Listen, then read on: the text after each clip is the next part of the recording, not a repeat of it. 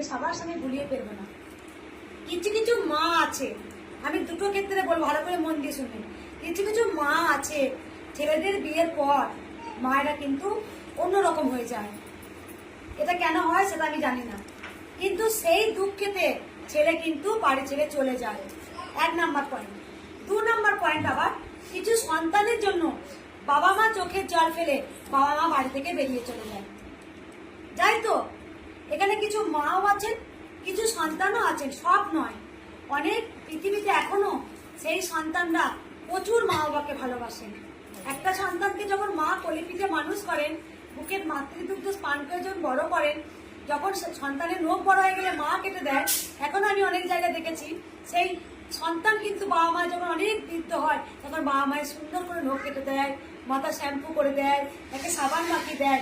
তখন সেম যা যা একটা সন্তানকে করেছিল সেই সন্তানটা বড় হয়ে তার মাকে করা কর্তব্য। কারণ মায়ের কাছে কোনো সন্তানের কাছে কোনো লাজ লজ্জা নেই।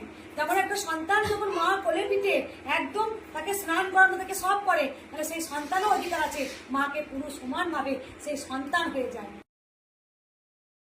মা বাবা তখন সেই সন্তানের কাছে সে আবার সন্তান হয়ে যায়। মা যখন বাবা সন্তান যখন হাঁটতে পারে না, মা যখন হামাগুড়ি দিয়ে বাবা মা পা পা হাঁটি হাঁটি শেখায়, তখন সেই বাবা মা যখন বৃদ্ধ হয় তখন সেই ছেলেটা কাঁধে ভর দিয়ে কিন্তু ওঠে। এটা ভগবান কিন্তু দেখিয়েছে। তুমি তখন হামাগুড়ি দিচ্ছ, বাবা মা কোলে নিচ্ছে। সেম যখন আমি সবসময় বলি বাবা মা কি করেছেন আর সন্তান কি করেছে সেটা মনে রাখবে না। কারণ তোমার এই শিক্ষা দ্বারা তোমারও একদিন তুমিও বাবা হবে।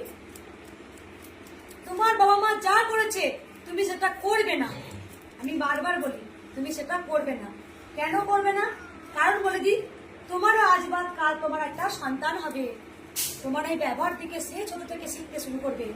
তুমি যেমনটি করবে তোমার সন্তান বাচ্চা কাদা কিন্তু সে কিন্তু সেটাই শিখবে। যে আমার বাবা মা দেখো আমার কত বাবা মাকে যত্ন করে, কত ভালোবাসে, কত শ্রদ্ধা করে, সে তার কিন্তু মাইন্ডে মনের মধ্যে সেটাই কিন্তু ঘুরবে। সে তোমাকে ঠিক সেটাই ফিডব্যাক দেবে যে আমার বাবা মা তো এরকম করেছে, তাহলে আমিও তো আমার বাবা মাকে এরকম করবো। তাহলে সব সময় বলবো যে বাবা মা ভুল করেছে তাকে ভুল করলেও তুমি করবে না।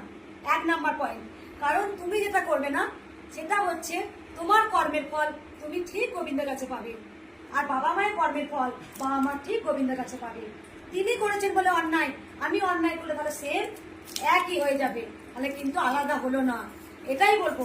তাই পরম গুরু হচ্ছে তার গর্ভধারিণী পিতা আর মাতা। বাবা মায়ের মতো পরম গুরু আর কেউ হতে পারে না। 1 নাম্বার। 2 নাম্বার, যে সন্তানগুলো যারা বাবা মাকে আঘাত দেন বারবার, আমি বলবো সেই বাবা মাকে তবু বলবো তবু সন্তানের তুমি প্রশংসা করবে, কারো কাছে তুমি নিন্দে করবে না। কারণ তোমার সেটা সুযোগ নেবে।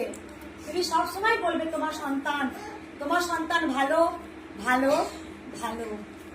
তোমার সন্তান তোমার সঙ্গে যাই খারাপ ব্যবহার করো তবুও তুমি উঠে বলবে সোনা খেয়েছিস, আয় খাবি, আয় বেটা, আয় সোনা আয়। তাই সন্তানের কর্ম সন্তান করছে, তোমার কর্ম তুমি করছো। তাই কিছু কিছু সন্তানের ভুল থাকে, কিছু কিছু পিতামাতারও ভুল থাকে।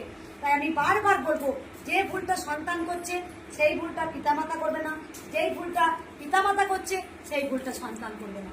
আমি বলবো কর্মের উপরে ভগবান বিচার করে। তুমি কি কর্ম করে এসছো তার উপরে তুমি ফল পাবে, তুমি কি কর্ম করে এসছো তার উপরে ফল পাবে। তাই আমার এই কথাটা বলার এটাই। অনেকে জিজ্ঞাসা করে আচ্ছা মঙ্গলামা পরম গুরুকে, আমি বারবার বলবো পরম গুরু হচ্ছে তার গর্ভধারিণী পিতামাতা। বুঝতে পেরেছেন? আর কিছু আমি বলবো না। আমি সকল সন্তানকে বলবো ভগবানকে ভালোবাসতে শিখুন। বাবা মাকে আগে রোজ প্রণাম করবেন, তারপরে ভগবানকে প্রণাম করবেন, এতে ভগবান আরো খুশি হয়। তাই জয় কৃষ্ণকালী মায়ের জয়, এই মহা মন্ত্রটা চোখে দেখা যায় না। এই নামের মধ্যে ভালো করে দেখুন, কৃষ্ণও রয়েছেন, কালীও রয়েছেন। যিনিই কৃষ্ণ তিনিই কিন্তু কালী। কারণ এই নামেতে আমরা চোখে দেখতে পাই না, তেমন ভগবানকে আমরা কিন্তু চোখে দেখতে পাবো না। ভগবানকে আমরা অনুভব করতে হয়। ভগবানকে অনুভব করতে, যেমন হাওয়া দিচ্ছে তো আমরা কিন্তু হাওয়াটাকে গায়ে লাগছে, আমরা বুঝতে পারছি, অনুভব করতে পারছি, কিন্তু আমরা ভগবানকে চোখে দেখতে পাচ্ছি না। তাই ভগবানকে চোখে দেখা যায় না, এই নাম মন্ত্রটার মধ্যে কি পাওয়ার আছে সেটা গোবিন্দ আমাকে বলিয়েছেন, তাই আমি বলতে পেরেছি। মা স্বয়ং বলেছিলেন আমার হাইট এতটা হবে, তাই হাইট এতটা হয়েছে। মা বলেছিলেন আমার নাম হবে কৃষ্ণকালী, তাই মায়ের নাম কৃষ্ণকালী হয়েছে। মা আমাকে বলেছিলেন আমার মন্ত্র হবে জয় কৃষ্ণকালী মায়ের জয়, তবেই আমি বলতে পেরেছি জয় কৃষ্ণকালী মায়ের জয়। কৃষ্ণকালী মা কিন্তু যুগে যুগে রয়েছেন, কিন্তু মন্ত্রটা কার মুখ দিয়ে উচ্চারিত হয়েছে, মন্ত্রটা কে প্রথম বলিয়েছেন, গোবিন্দ গিরিধারী কার মুখ দিয়ে বলেছেন? পৃথিবীতে তো অনেক মানুষ রয়েছেন, তাই জয় কৃষ্ণকালী মায়ের জয় মন্ত্রটা কিন্তু মা আমাকে বলিয়েছেন, তবেই বলতে পেরেছি।